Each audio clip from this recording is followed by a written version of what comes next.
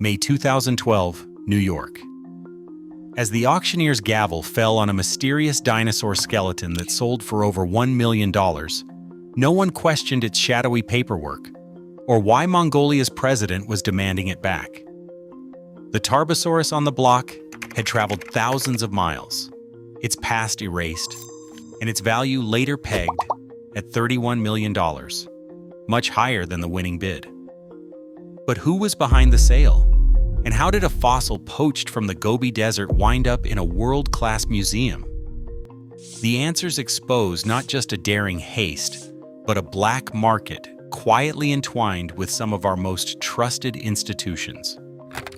What really happened the night a dinosaur vanished from history's record, and who decided its rightful owner?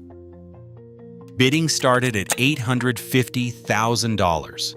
The auctioneer's voice echoed through the packed New York sales room, eyes fixed on the centerpiece, a towering 24-foot Tarbosaurus skeleton posed mid-stride.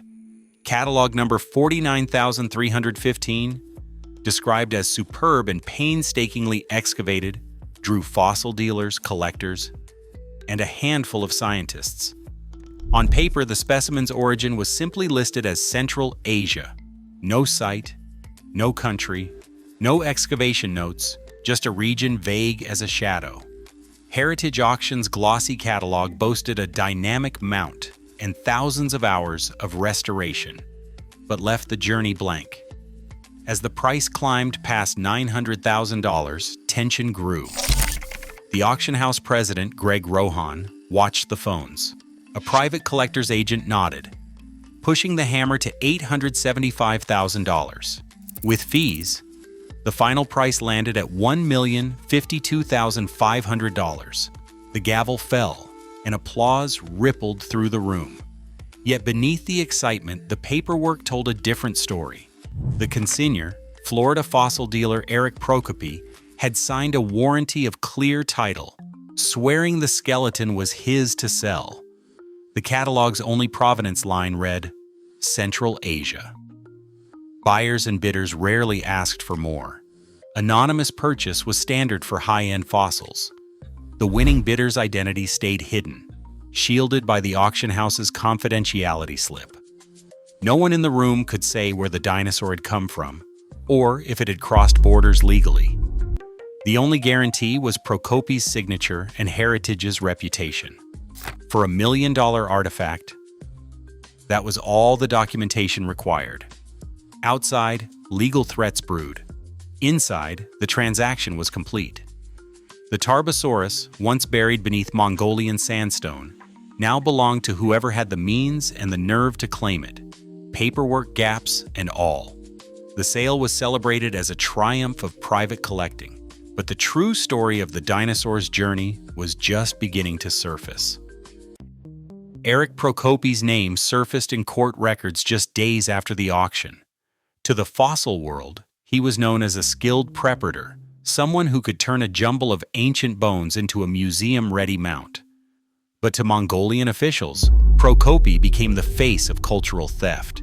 He had signed every document, vouched for the Tarbosaurus's origins, and stood behind the sale. Now his reputation was unraveling on an international stage. News of the auction traveled fast. In Ulaanbaatar, the outrage was immediate. President Sakyagin Elbegdorj appeared on national television, his voice steady but urgent. He called the Tarbosaurus a national treasure, not a commodity. He declared that this dinosaur is the property of the Mongolian people, and he demanded its immediate return. His address was broadcast across the country, echoing through classrooms and government offices. For many Mongolians, the loss felt personal. A piece of their deep history stripped away and sold to a foreign collector. The legal battle intensified as experts weighed in. Paleontologists confirmed the skeleton's distinctive features matched those found only in Mongolia's Gobi Desert. The paperwork, once seen as routine, now looked suspiciously thin.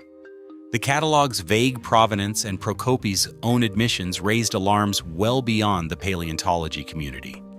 Heritage Auctions had listed the fossil at just over $1 million, but whispers in the scientific world put its true value far higher. Some appraisers spoke of a $31 million loss to Mongolia's heritage, an irreplaceable specimen traded for private gain. Prokopi's story was no longer just about a business deal gone wrong. It was about the collision of ambition, secrecy, and national pride. The question on everyone's mind was simple.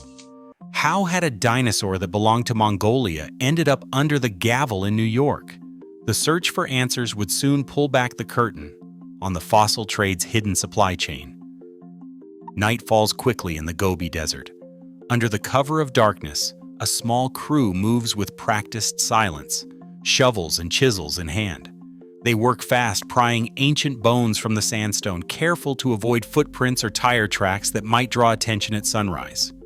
For these diggers, the risk is high, but so is the reward. A single Tarbosaurus skeleton, even in pieces, can be worth more than $50,000 to the right buyer. The best specimens, nearly complete, might fetch over $1 million on the black market. Local poachers rarely see a fraction of that. Middlemen and couriers take over once the bones are out of the ground, breaking the skeleton into manageable crates. Each shipment is disguised, sometimes as stone samples, sometimes as decorative rock. The paperwork rarely matches the reality inside. The journey out of Mongolia starts with a bribe at a remote border checkpoint, or a long drive on unmarked roads leading toward China. From there, fossils may pass through Hong Kong or the UK, sometimes changing hands in back rooms or quiet warehouses. Each border crossing adds a new layer of paperwork, further obscuring the true origin. By the time a crate arrives at a prep lab in Florida or a gallery in New York, the trail has gone cold. The bones are cleaned, repaired, and sometimes combined with fragments from other sites. A single dinosaur might be built from fossils found miles apart, its identity blurred by restoration. Shipping documents list only vague details: Central Asia, stone samples, fossil reptile heads. No excavation notes, no coordinates, no mention of Mongolia. The value multiplies at every step. What began as a risky dig in the desert becomes a $1 million centerpiece ready for auction. The couriers and middlemen vanish into the shadows, leaving behind a perfect blank slate for the next buyer. With each transfer, the story of the dinosaur, where it lived, how it died, what secrets it held, grows harder to trace, replaced by a paper trail designed to erase its past. Auction houses like Heritage did not just rely on consignor promises. Behind the scenes, they brought in paleontologists as consultants, signing contracts that paid for expert opinions but rarely demanded hard questions about origin. These scientists examined bones for authenticity, confirming species or age, but often left the matter of legal export unaddressed. For a fee, their names lent credibility to the sale, even when the paperwork was little more than a vague region and a signature. From 2000 to 2015, dozens of high-value fossils moved through the world's biggest auction rooms. Sotheby's and Heritage sold skeletons with similarly thin provenance, sometimes listing only a continent or a country. The process created a veneer of legitimacy. A fossil authenticated by a respected scientist, displayed in a glossy catalog, and sold under the watch of an established brand, could appear to have passed through a system of checks, however superficial. The buyer might be a private collector, a hedge fund manager, or a museum trustee. Once inside a museum, the scrutiny often stopped. Acquisition boards reviewed donations and purchases, but rarely pressed for excavation records or export permits. At the American Museum of Natural History, collection audits flagged Mongolian fossils with incomplete documentation, but most remained on display. The Smithsonian, facing quiet pressure from researchers and foreign governments, quietly removed several disputed pieces from its halls since 2010. Yet these actions happened behind closed doors, with little public explanation. Only about 40% of natural history museums worldwide publish their acquisition records, making it nearly impossible for outsiders to trace the journey of a specimen from desert to display. A whistleblower curator described the intake process as willful blindness. She recalled fossils arriving with paperwork that raised more questions than answers, yet moving ahead to the collection anyway. The system, she said, favored plausible deniability over transparency. As long as no one asked too many questions, the fossil's past could stay buried. For the scientific community, these gaps in provenance did not just risk legal trouble, they threatened to undermine decades of research built on trust in the collections themselves. Scientific discovery depends on more than ancient bones.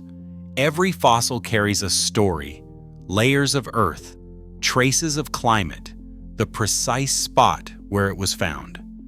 When a dinosaur like the Tarbosaurus is ripped from its resting place and trafficked across borders, most of that story vanishes forever.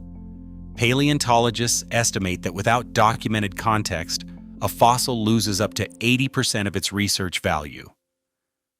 The missing details, sediment, orientation, the neighboring fossils can never be recreated in a lab, no matter how perfect the skeleton looks under museum lights.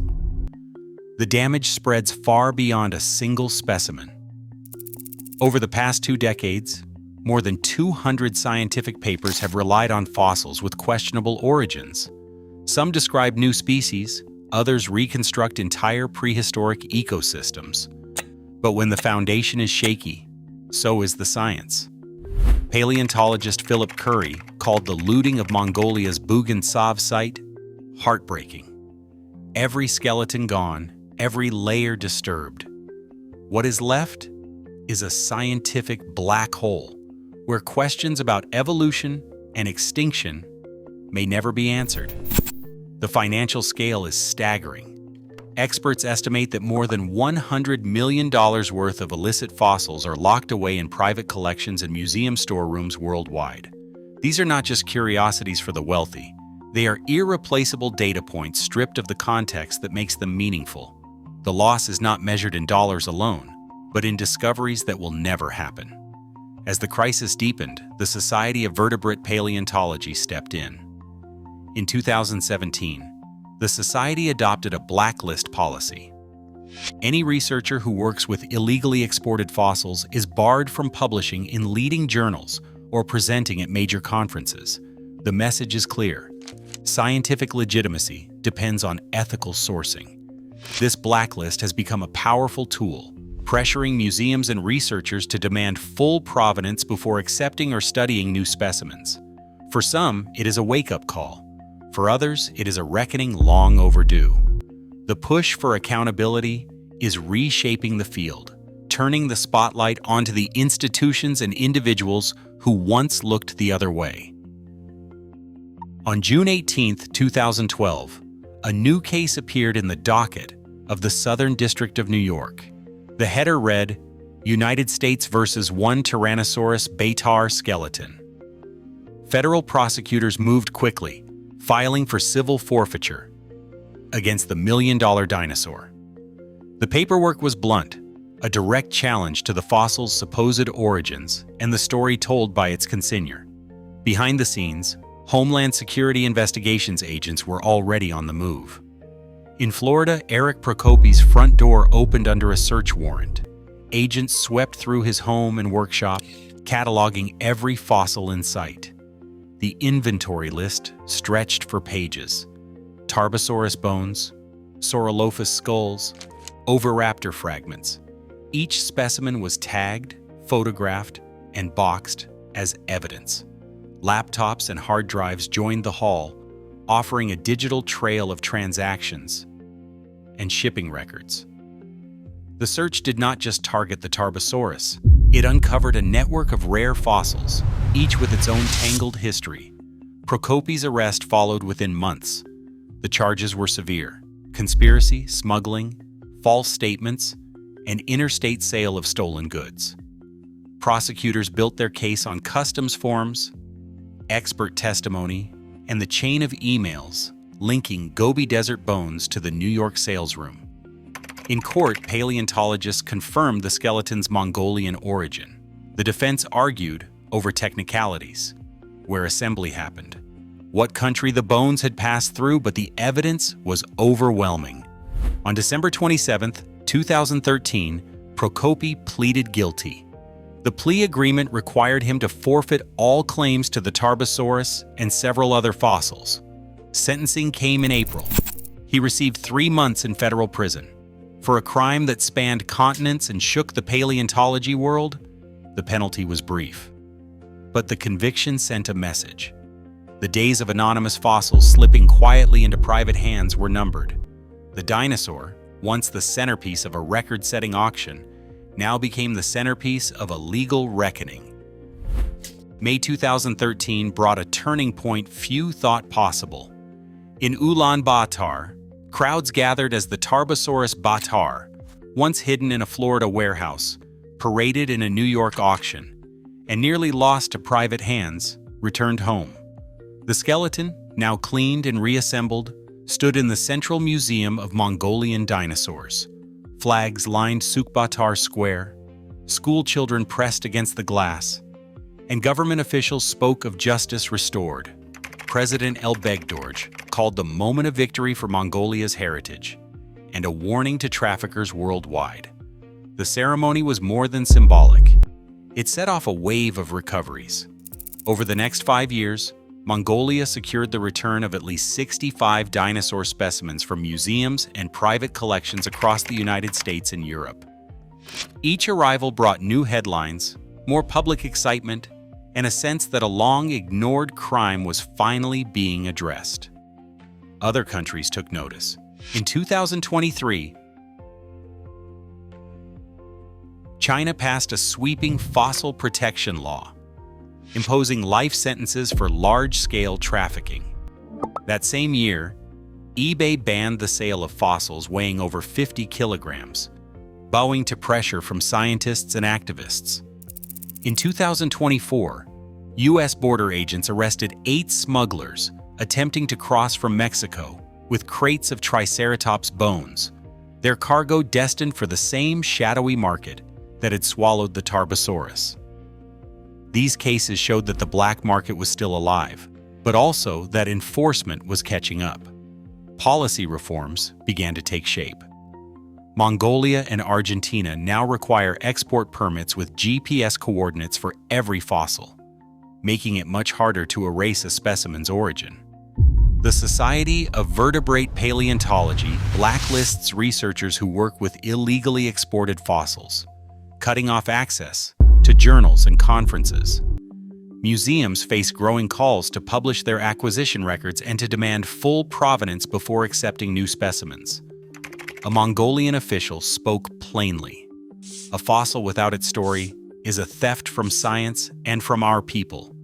We will not let our past be sold. The momentum is real, but the challenge remains. Even as new laws and policies take hold, an estimated $100 million worth of stolen fossils sit in private collections and museum storerooms. The return of the Tarbosaurus proved that justice is possible, but also that the work of recovery requires constant care. The next chapter will depend on transparency, international cooperation, and a willingness to ask hard questions about the origins of every ancient bone. Today, an estimated $100 million in stolen fossils remain hidden in private hands and museum basements. As scientific trust hinges on provenance, the line between discovery and theft has never been sharper. Every undocumented specimen risks erasing a chapter of Earth's story. Until transparency becomes non-negotiable, the real theft isn't of bones, it's of knowledge and heritage. What do you think museums should do next? Join the conversation below.